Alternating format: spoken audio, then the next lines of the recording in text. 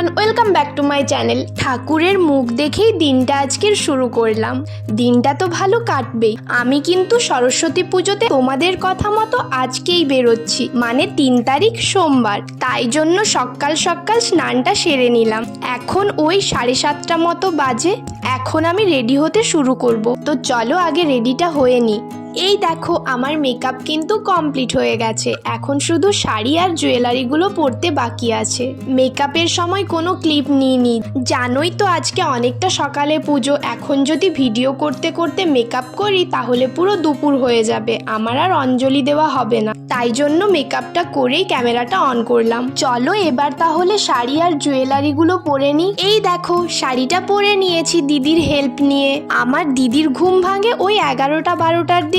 আমি ওকে সকাল 8টার সময় উঠিয়ে দিয়েছি আজকে আমাকে শাড়ি পরানোর জন্য।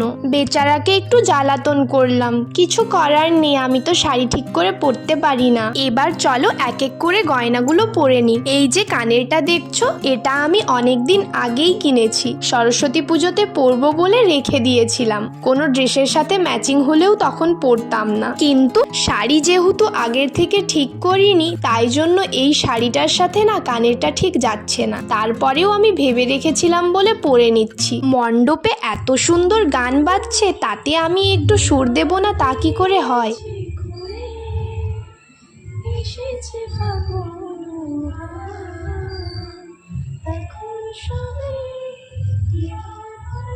এইবারের জুয়েলারিগুলো এতটা আনম্যাচ, আমি ভীষণই কনফিউজ কোনটার সাথে কোনটা পরবো। ভুল ভাল পরে নিচ্ছি, যাই হোক। আচ্ছা, এই চুড়িগুলো কি ম্যাচ করছে আমার শাড়ির সাথে? তোমরা একটু কমেন্ট করে জানিও তো, কারণ এগুলো না আমি একটু পরে আবার চেঞ্জ করে ফেলেছি। আমার ঠিক মনে হচ্ছিল যাচ্ছে না, পরেরটাও অবশ্য যাচ্ছিল না, তারপরেও আমি চেঞ্জ করে নিয়েছি। আমি পুরোপুরি রেডি। এই টিপটার জন্য এতক্ষণ মুখটা ফাঁকা ফাঁকা লাগছিল, টিপটা পরে নিলেই পুরো কমপ্লিট। অবশ্য চুলটাও একটু সেট করব। সেট বলতে চুলটা ঠিক করে আঁচড়ে নেব।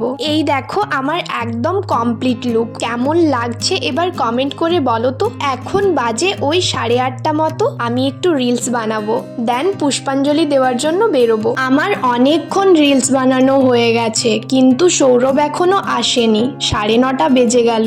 জানি না কখন আসবে আর কখনই বা আমি অঞ্জলি দেব। ভীষণ রাগ হচ্ছে আমার। ফাইনালি মশাই এসেছে। চলো বেরোই তাহলে।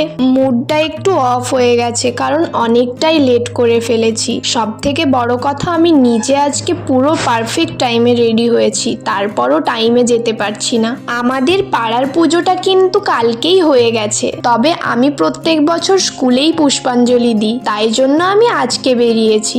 বেশিরভাগ স্কুল কলেজেই আজকে পুজো হচ্ছে, তাই আমাদের স্কুলেও আজকেই পুজো হচ্ছে, সেখানেই যাচ্ছি এখন। বাড়ি থেকে স্কুলের দূরত্ব 3 কিলোমিটার, তাই জন্য দেখো কথা বলতে বলতে পৌঁছেও গেলাম। অনেকদিন পর স্কুলটাকে দেখছি। এটা কিন্তু আমাদের দুজনেরই স্কুল, তাই জন্য স্কুলে ঢুকতে ঢুকতে কত স্মৃতি মনে পড়ে যাচ্ছে। কলেজ, ইউনিভার্সিটি যেখানেই যাই না কেন, সেগুলো আমার না নিজের মনে হয় না, তবে স্কুলটা আমার এখনো নিজের কাছের। বড্ড ভালোবাসার জায়গা এটা, তাই এখানের সরস্বতী পুজোটা আমি কোনোবারই মিস করি না। চলো এখন আগে পুষ্পাঞ্জলিটা দিয়ে নি, তারপর বাকি কথা হচ্ছে।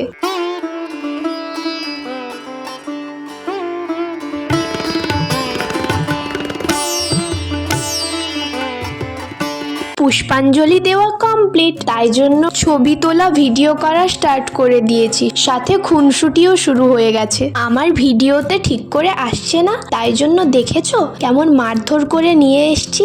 আসবে না মানে আসতেই হবে। অনেকক্ষণ ধরে আমাদেরকে দেখছো, এবার আমাদের স্কুলটাকে একটু ভালো করে দেখে নাও। কি সুন্দর সুন্দর নানা রকমের ফুল হয়েছে দেখো গাছগুলোতে, ভারী সুন্দর লাগছে কিন্তু।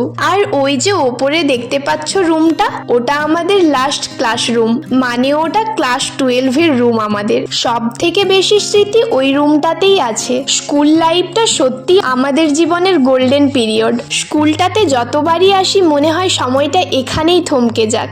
সত্যিই যদি টাইম টেবিল করা যেত আমি তাহলে কিন্তু এই স্কুল লাইফটাতেই ফিরে আসতে চাইতাম।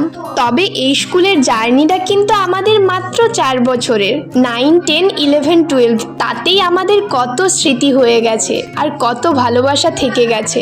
এখনো বারবার এখানেই ফিরে আসি। এবার আমরা এখান থেকে বেরিয়ে যাচ্ছি। প্রায় সকলেই বাড়ির উদ্দেশ্যে রওনা দিয়ে দিয়েছে। এখান থেকে বেরিয়ে যাওয়ার আগে আরো একটা স্মৃতি তোমাদের সাথে শেয়ার করি। এই যে দোকানটাকে দেখছো, এখানে আমরা সবাই টিফিন কিনতাম, সবাই আলাদা আলাদা জিনিস কিনে একে অপরের সাথে শেয়ার করতাম, কত মজা করতাম। সবাই বাড়ি চলে যাচ্ছে, চলো এখান থেকে আমরাও এবার বেরোই। স্কুল থেকে বেরিয়ে চলে এলাম, তবে এই রাস্তাটাতে আমরা এখন কিছু ছবি আর ভিডিও তুলে নেব, তাই জন্য আরো একটু এখানে দাঁড়াবো। ওখানে ছবি ভিডিও তুলে বেরিয়েই আসছিলাম, আসার পথে এই কুল গাছটার দেখা মিলেছে। এই কুলগুলো আমরা স্কুল থেকে আসার পথেও এরকম ভাবেই তুলে তুলে খেতাম। অনেকদিন পর এরকম রাস্তার ধারে কুল পাড়তে দাঁড়িয়েছি। খেতে কিন্তু বেশ ভালো, হালকা হালকা টক আর মিষ্টি। এখন কিন্তু আমরা মোটেও বাড়ি যাচ্ছি না, আবার আমরা অনেকক্ষণ ঘোরাফেরা করব। আপাতত আমরা সেই জঙ্গলের রাস্তাটাতে যাচ্ছি, যে রাস্তাটা আমার ভীষণ ফেভারিট গাছগুলোর জন্য। এই দেখো চলে এসেছি। আজকে তো ভিউটা আরো সুন্দর লাগছে। সবাইকে দেখি বাইকের এই আয়নাটাতে কি সুন্দর করে ফটো নেয়, আমিও তাই ট্রাই করছিলাম, কিন্তু একটাও ঠিক করে নিতে পারিনি। অনেক চেষ্টা করেছি, হলো না, তাই জন্য সেলফিটাকেই বেস্ট মনে করে নিয়েছি। এখানের আলোটাতে ভিডিও ক্লিপটা বেশ ভালো আসছিল, তাই জন্য নিয়ে নিলাম একটু। একটা বাজে লোক আমাকে আজকে বকেছে। হাত দিবি না, মুখে হাত দিবি না। অনেক আদরও করেছি, একটু না, অনেক আদর করেছি না নামানা লোকজন দেখলে হাসবে, কত জোরে নামালো দেখ, পরে মাথা ফেটে যেত। মানে তারপরে ফেলে দিবি আমাকে, আমার পাটা ধরে গেল। ভিডিও করলাম যখন করে নামি। যে সমস্ত খুনসুটিগুলো দেখছিলে এতক্ষণ, এগুলো আমাদের মধ্যে এনি টাইমই চলতেই থাকে। এখন চলছে রিলসের ভিডিওগ্রাফি, তবে দেখার জন্য এগুলো ফেসবুক বা ইনস্টাগ্রামে যেতে বলবো না, কবে পোস্ট হবে তারই ঠিক নেই। অনেক ভিডিও ছবি তুলে নিয়েছি, এবার বেরিয়ে যাব। এখানেও আবার পাগলের মতো কী সব বকে যাচ্ছি কে জানে। এখন আমরা এখান থেকে চলে যাব ভাবছিলাম, কিন্তু বাইকে উঠতে উঠতে দেখলাম একজন ক্যামেরাম্যান ওখানে দাঁড়িয়ে দাঁড়িয়ে ছবি তুলছে। তো ছবি না তুলে তো যাচ্ছি না এখান থেকে। ক্যামেরাতে ছবি ভিডিও তোলা হয়ে গেছে, এখন যাচ্ছি সর্ষে খেতে। আগের ভিডিওতে বলেছিলাম, মনে আছে নিশ্চয়ই। আজকে ভীষণ রোদ, গরমও লাগছে, তাই জন্য এখন একটু আইসক্রিম খেয়ে নিচ্ছি, তারপর সর্ষে খেতে যাব। আইসক্রিম খেয়ে সর্ষে খেতে না গিয়ে ব্রিজের নিচে চলে এসেছি। কি সুন্দর লাগছে দেখো ব্রিজটা নিচ থেকে।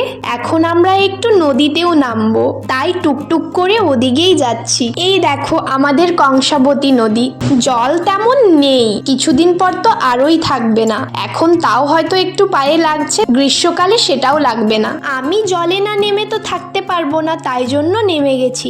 নদীর থেকে উঠে গেছি, ভেজা পায়ে জুতোটা পরে হাঁটতে পারবো না বলে হাতে ধরে নিয়েছি।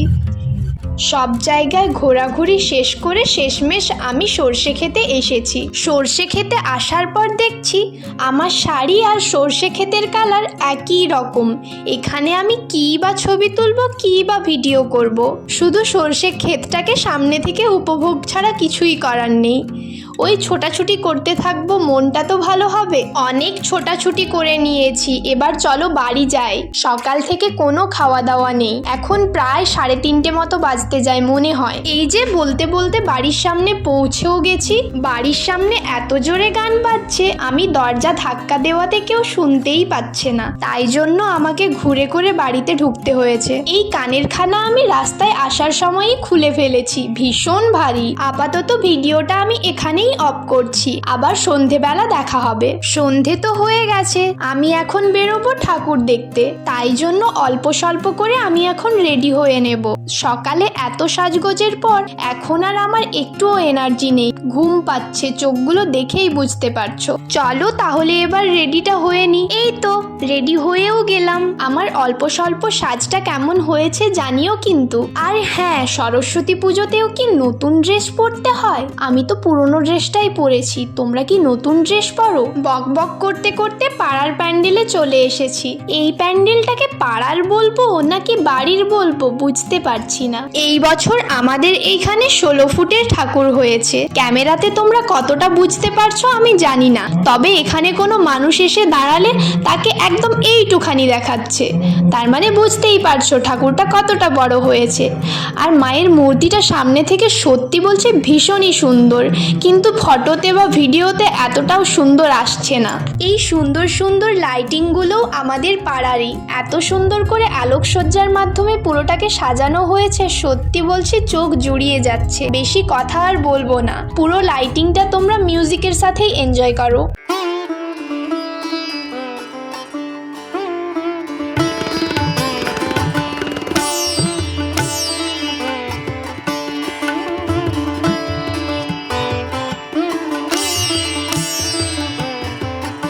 এটা একটা অন্য পাড়ার লাইটিং। এই লাইটিংগুলোও কিন্তু ভীষণ সুন্দর হয়েছে। আচ্ছা, অনেকটা সময় ধরে তোমাদেরকে লাইটিং দেখাচ্ছি, তোমরা কি বোর হয়ে যাচ্ছ? যেহেতু আমি এখন ঠাকুর দেখতে বেরিয়েছি, সেহেতু তোমাদেরকে প্যান্ডেল, লাইটিং এগুলো একটু ধৈর্য নিয়ে দেখতেই হবে। যাই হোক, আরও একটা প্যান্ডেলে চলে এসেছি। এই প্যান্ডেলটাতে ঢোকার সময় আমার পুরো বিয়েবাড়ি ফিল হচ্ছিল। সাথে এখানে সবাইকে দেখছি বেনারসি শাড়ি পরে সেজে গুজে এসেছে, তাই জন্য আরো বেশি ফিল হচ্ছে।